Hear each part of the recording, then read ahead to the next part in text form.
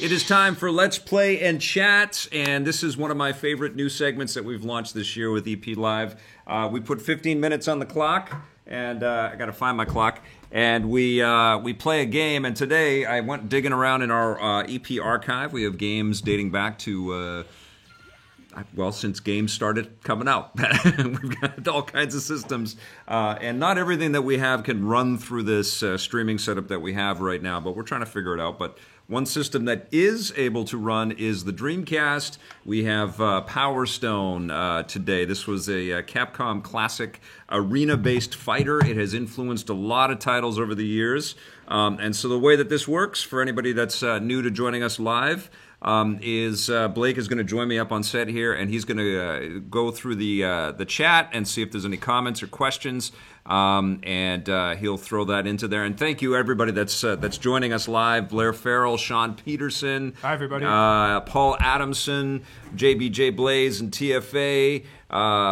We got Adrian Leon, The Last Disciple, Burton Pierre, lots of nice people out there. Thank you so much for joining us, and thank you everybody that's watching the archive of this. We're also starting to post the archives of our Let's Play and Chat segments. So if you have questions, if you have comments or whatever, you can ask live, like some of the folks are right now. You can add it to the comments below. But let's get started. 15 minutes on the clock. And we'll play a little Power Stone, which I believe was a launch game for the Dreamcast. Someone will correct me. I think it came out 1999. It looks like. Yeah, 99 was the year that the Dreamcast came out. 99.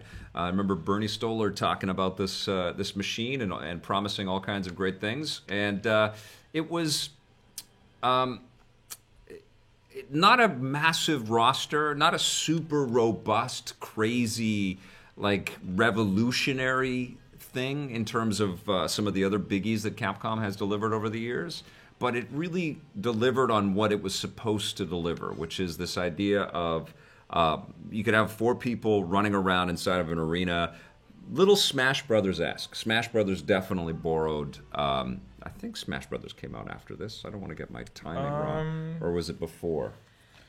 I remember I was in grade 7, so it would have been 98, 99.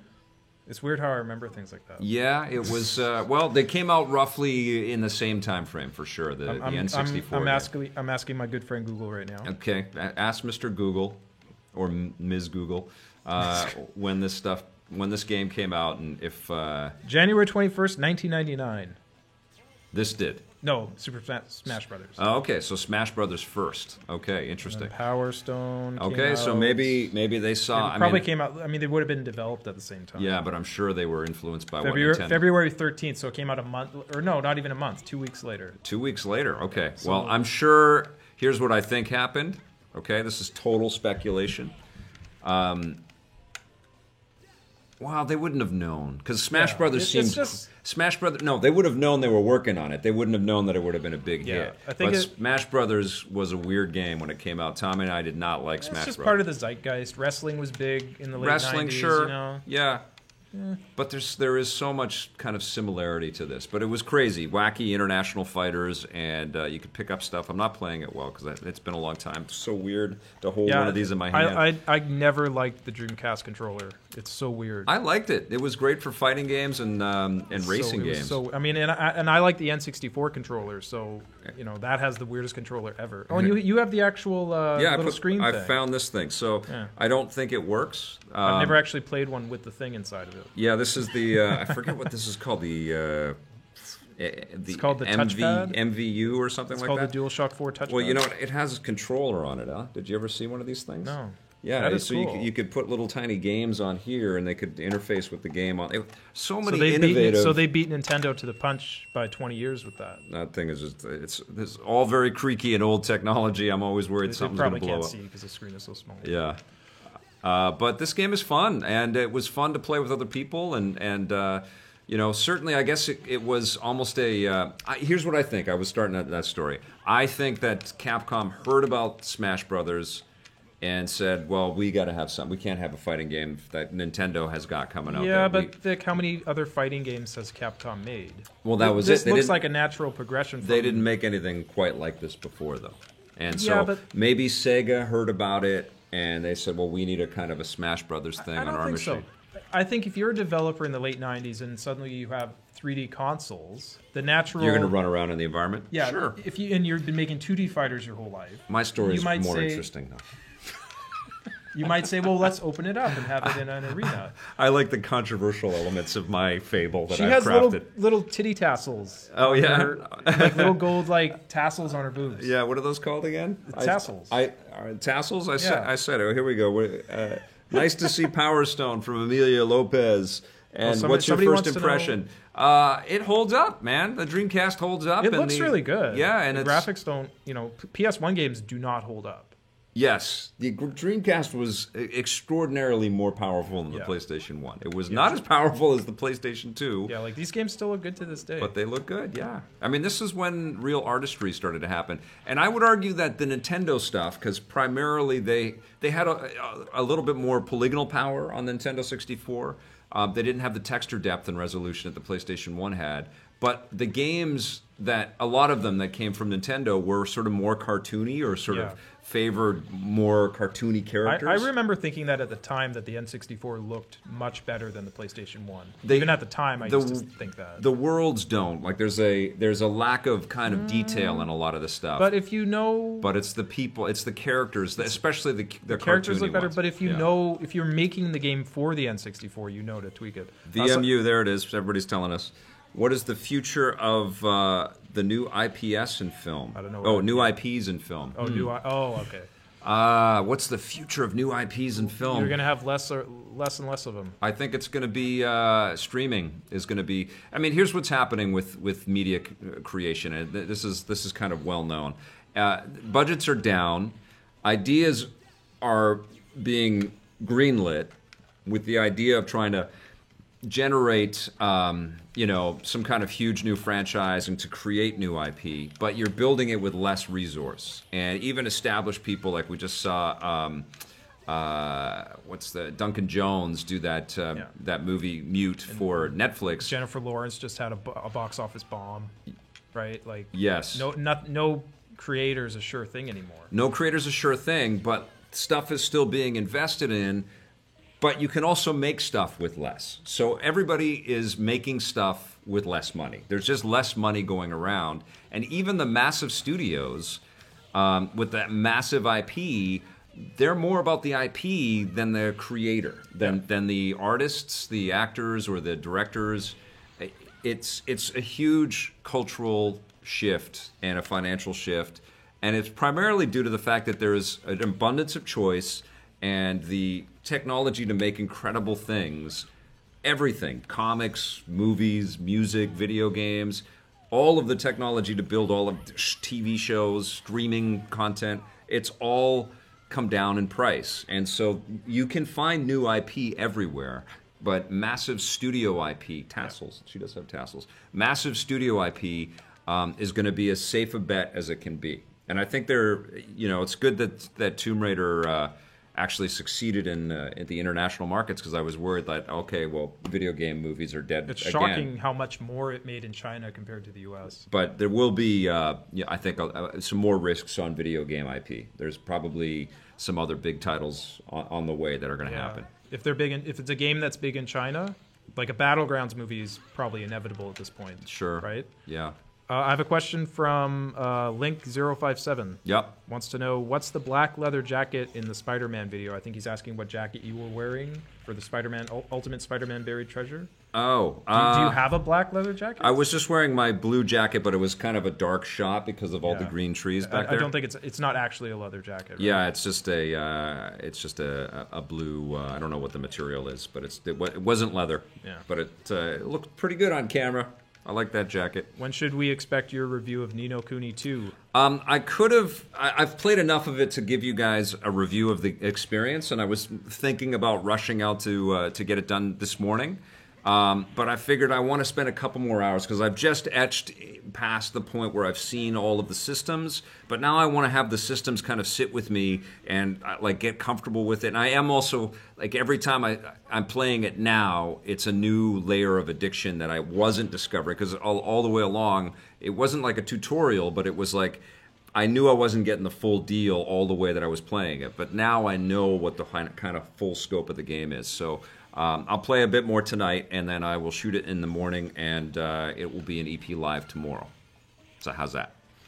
And it still doesn't come out till Friday. So I could have pushed it and put the video together today, but I figured a little bit more time would serve the game well. And reviews of A Way Out and Sea of Thieves and Far Cry 5, those are all on deck. And there's a couple other ones coming as well. So when I say on deck, I haven't played through all of these, so it's going to take a little while, but I'm going to be playing a bunch of these, and there's going to be some fun stuff coming. And I'm getting my ass kicked because I'm talking. Just looking for comments here, people. Send me comments.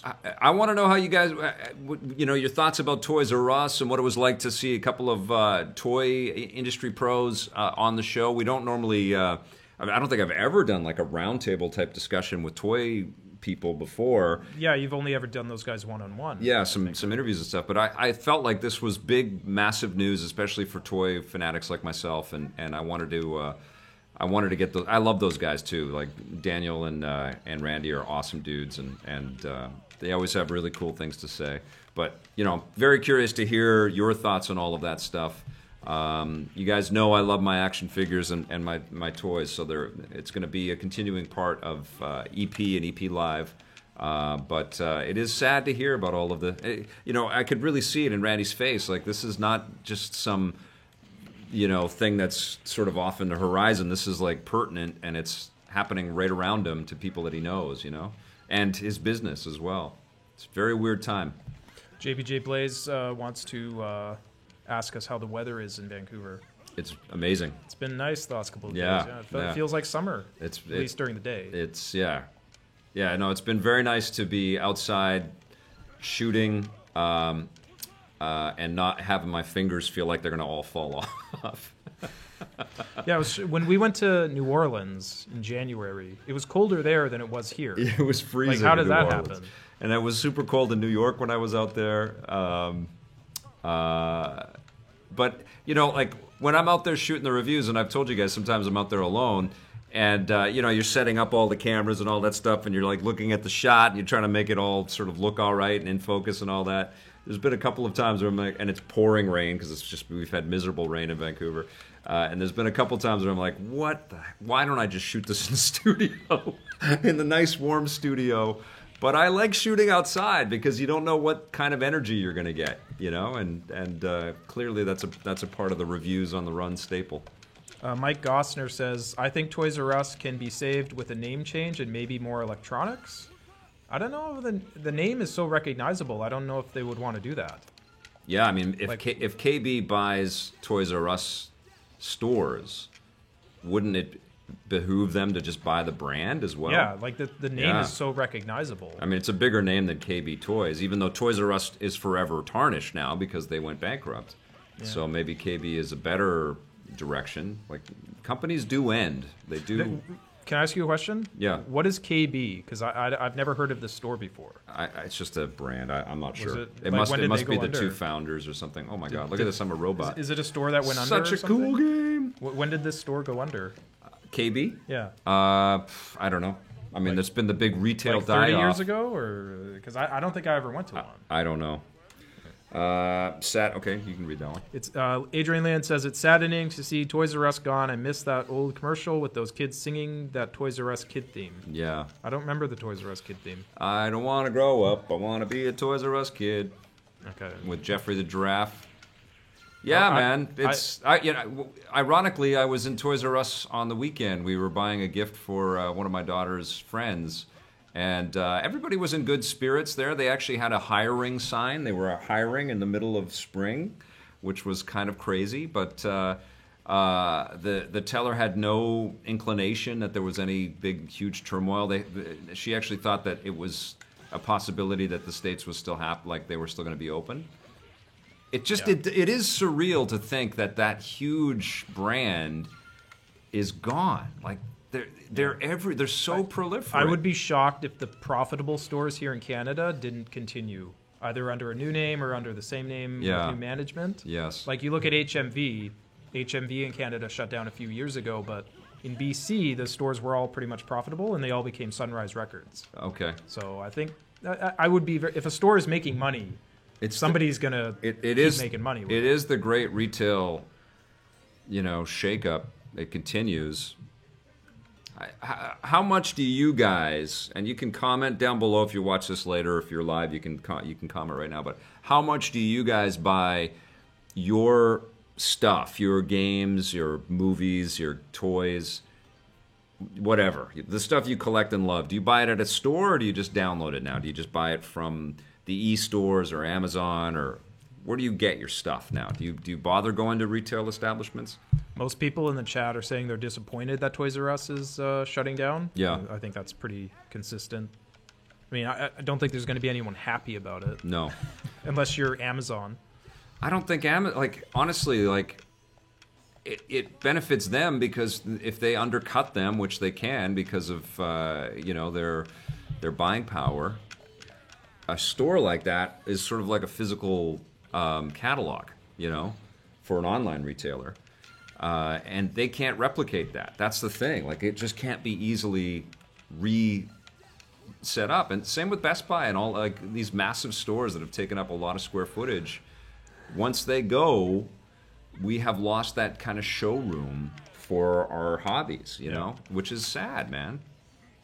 But I'll tell you this, in the face of this, to walk into any of these retail establishments and to be disappointed by the experience is, shame on them, because the whole world knows how difficult it is to keep a store open.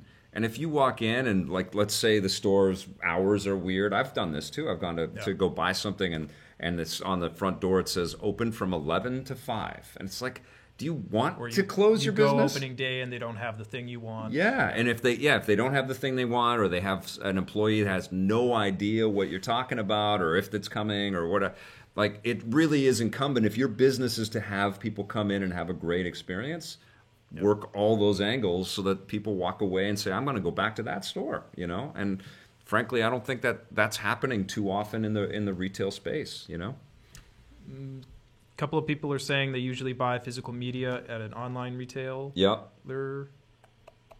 I think that's I think most people do buy stuff online now. Yeah. That's why all these brick and mortar stores are shutting down. One newer outlet was closed, but other... I prefer stores for collectibles, especially comparing figure paint jobs. Yes, a great point, Emilio Lopez. That's true. I'm a fanatic about that as well. Sometimes I look through every figure on the rack until I find the one that I really want. It is nice to have stuff delivered to you, like Santa Claus. It's cool. You go to pick up a package. It's like, oh, this is for me. Soon it will be, because it'll be a drone in a couple of years, right? Right. And they will paint them like Santa Claus. They will. It'll be reindeer drones. Oh my God, that is going to be a huge market, dude. Oh my God.